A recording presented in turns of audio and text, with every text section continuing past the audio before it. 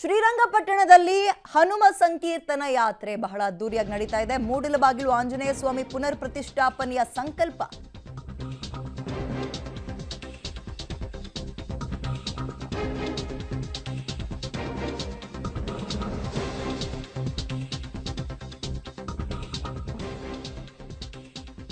ಸಂಕೀರ್ತನೆ ಯಾತ್ರೆಯಲ್ಲಿ ಸಾವಿರಾರು ಹಿಂದೂ ಕಾರ್ಯಕರ್ತರು ಭಾಗಿಯಾಗಿದ್ದಾರೆ. ನಿಮಿಷಾಂಬ ದೇಗುಲದ ಬಳಿ ಮಧ್ಯಾಹ್ನ 12 ಗಂಟೆಗೆ ಈ ಒಂದು ಯಾತ್ರೆಗೆ ಸಂಕೀರ್ತನೆ ಯಾತ್ರೆಗೆ ಚಾಲನೆ ಕೂಡ ಕೊಡಲಾಗುತ್ತೆ.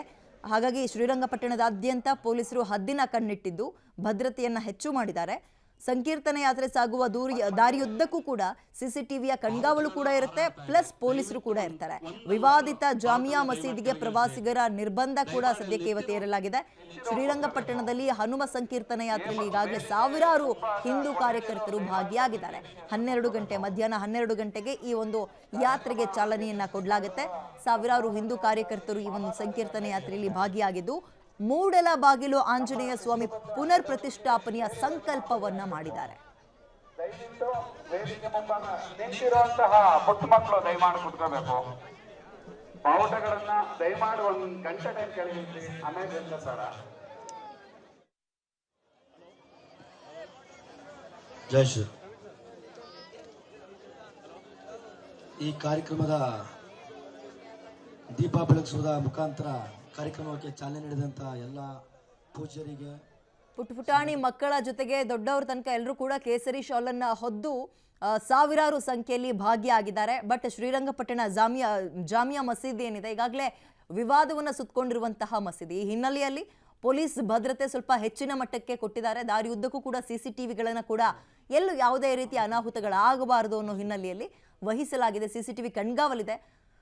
ಮಗದೊಂದು ಕಡೆ ದಾರಿಯುದ್ದಕ್ಕೂ ಕೂಡ ಕೇಸರಿ ಬಟ್ಟೆಯಲ್ಲೇ ಅಲಂಕಾರವನ್ನ ಮಾಡೋದ್ರ ಮುಖಾಂತರ ಜನ ಸೇರಿದ್ದಾರೆ.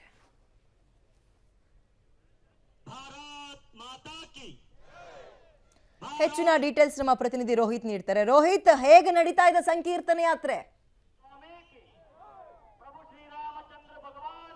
ಶ್ರೀರಂಗಪಟ್ಟಣದ ಸಂಕೀರ್ತನ ಯಾತ್ರೆಯ ಮೆರವಣಿಗೆಗೆ ಇನ್ನೇನು ಕೆಲವೇ ಕ್ಷಣಗಳಷ್ಟೇ ಬಾಕಿ ಇರುವಂತದ್ದು. ನಾನಿದೀಗ ಶ್ರೀರಂಗಪಟ್ಟಣದ ನಿಮಿಷಾಂಬ ದೇವಸ್ಥಾನದ ಮುಂಭಾಗ ಇರುವಂತಹ ವೇದಿಕೆ ಕಾರ್ಯಕ್ರಮದ ಬಳಿ ಇದ್ದೀನಿ.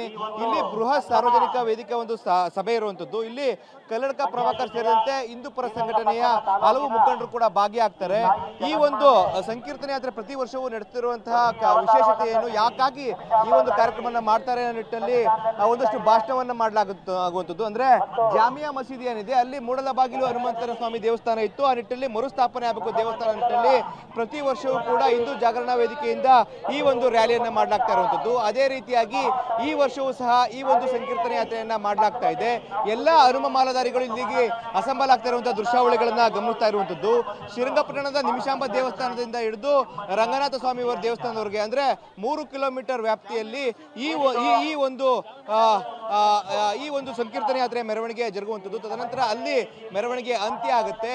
ಸುಮಾರು 2 ರಿಂದ 3 ಗಂಟೆಗಳ ಕಾಲ ಈ ಒಂದು ಮೆರವಣಿಗೆ ನಡೆಯುವಂತ ಸಾಧ್ಯತೆ ಕೂಡ ದಟ್ಟವಾಗಿ ಕಾಣ್ತಾ ಇರುವಂತದ್ದು.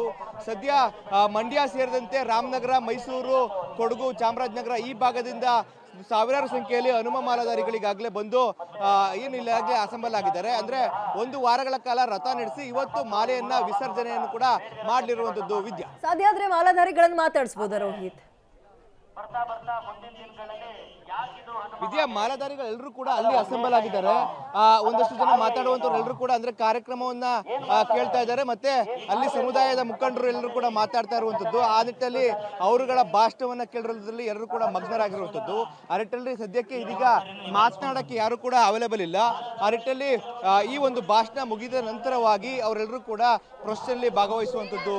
No problem. Thank you Rohit ತಮ್ಮ ಡೀಟೇಲ್ಸ್ಗೆ. ಸಾವಿರಾರು ಸಂಖ್ಯೆಯಲ್ಲಿ ಹನುಮನ ಮಾಲಾಧಾರಿಗಳು ಒಂದೇ ಜಾಗದಲ್ಲಿ ಜಮಾಯಿಸಿದ್ದಾರೆ. ಇನ್ನೇನು ಕೆಲವೇ ನಿಮಿಷಗಳಲ್ಲಿ ಈ ಒಂದು ಏನು ಸಂಕೀರ್ತನ ಯಾತ್ರೆಗೆ ಚಾಲನೆ ಸಿಗತ್ತೆ. 12 ಗಂಟೆಗೆ ನಿಮಿಷಾಂಬ ದೇಗುಲದ ಬಳಿ ಇದೀಗ ಸಾವಿರಾರು ಸಂಖ್ಯೆಯಲ್ಲಿ ಹನುಮ ಮಾಲಾಧಾರಿಗಳು ಭಾಗಿಯಾಗಿದ್ದಾರೆ.